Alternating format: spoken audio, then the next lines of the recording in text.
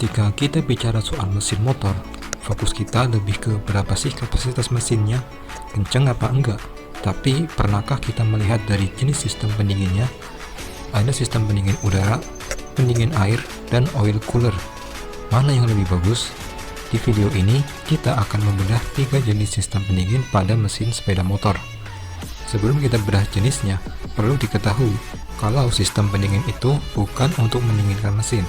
Meski namanya pendinginnya, sistem pendingin ini bertugas buat ngejaga suhu mesin agar selalu di suhu kerjanya. Suhu kerja mesin ada di angka 80 derajat Celcius, jadi sistem pendingin akan menjaga agar suhu mesin tidak melebihi atau kurang dari 80 derajat Celcius. Lalu dari ketiga jenis sistem pendingin yang ada, mana yang paling bagus buat jalani tugas itu? Yang pertama adalah jenis air cooled atau sistem pendingin udara. Ini merupakan jenis yang paling simpel dibandingkan dua jenis yang lainnya, karena nggak perlu penambahan komponen yang macam-macam. Konsep pendingin udara adalah dengan memanfaatkan aliran udara yang melewati mesin ketika motor bergerak. Jadi, ini bisa juga disebut dengan sistem pendingin alami, karena memang hanya memanfaatkan udara bebas buat ngejaga suhu mesin agar nggak overheat. Nah, mesin dengan sistem pendingin udara ini punya ciri khas tersendiri. Anda bisa lihat sendiri ada sirip atau lempengan logam yang terdapat pada blok silinder dan kepala silindernya. Sirip-sirip ini bukan cuma sekedar buat keren-kerenan aja, tapi ada fungsinya. Jadi, sirip ini akan memperlebar kontak antara mesin dengan udara yang melewatinya. Karena semakin lebar permukaan yang terkena aliran udara, maka laju pendinginan akan semakin cepat. Jadi sirip ini fungsinya buat memaksimalkan proses pendinginan mesin. Kelebihan sistem pendingin udara itu simple dan gak butuh tambahan komponen lagi. Jadi gak perlu mikir buat ngecek air pendingin. Dan ini juga bisa menekan biaya produksi mesin, yang imbasnya semakin murah harga sepeda motor.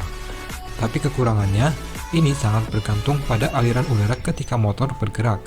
Kalau motor ada di jalanan yang macet, siap-siap aja mesinnya kepanasan. Yang kedua adalah sistem pendingin radiator. Kalau ini, mesinnya terlihat polos tanpa ada sirip udara.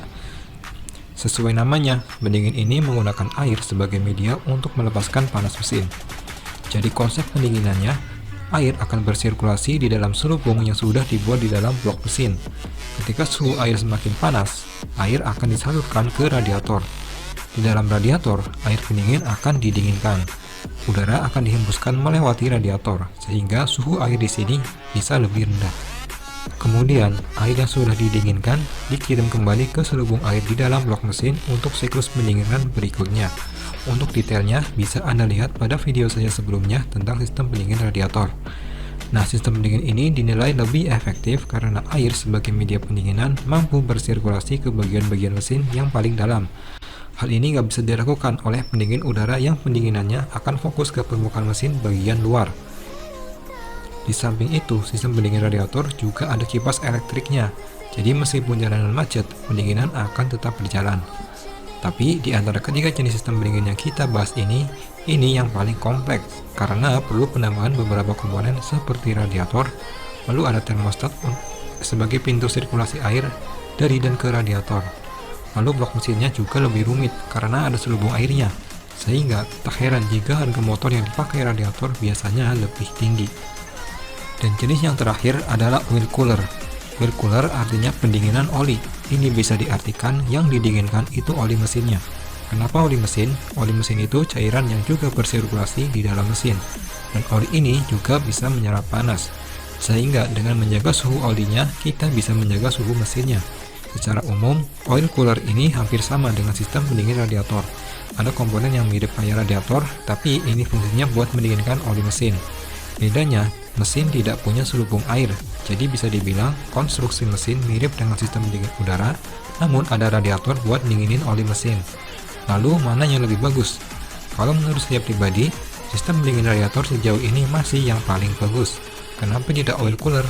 Karena oli mesin itu kebanyakan stay di bagian crankcase atau bagian bawah mesin. Sementara panas mesin datang dari bagian blok silinder dan kepala silinder. Sehingga pengambilan panasnya kurang maksimal jika dibandingkan air pendingin yang sirkulasinya pada selubung air yang posisinya ada di blok dan head cylinder. Alasan lain, kadang beda oli juga beda karakternya. Jadi pada oil cooler, performa pendinginan bisa beda-beda tergantung oli yang kita pakai. Tentu lebih bagus air yang lebih fleksibel. Bisa pakai radiator coolant atau air keran biasa juga masih sanggup untuk mendinginkan mesin.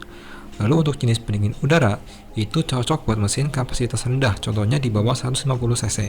Apalagi untuk motor matic sekarang, sistem pendingin udara sudah dilengkapi dengan kipas. Jadi nggak perlu takut overheat kalau jalanannya lagi macet. Karena kipas ini akan muter otomatis saat mesin hidup. Jadi pendinginan akan terus berjalan meski motor tidak bergerak.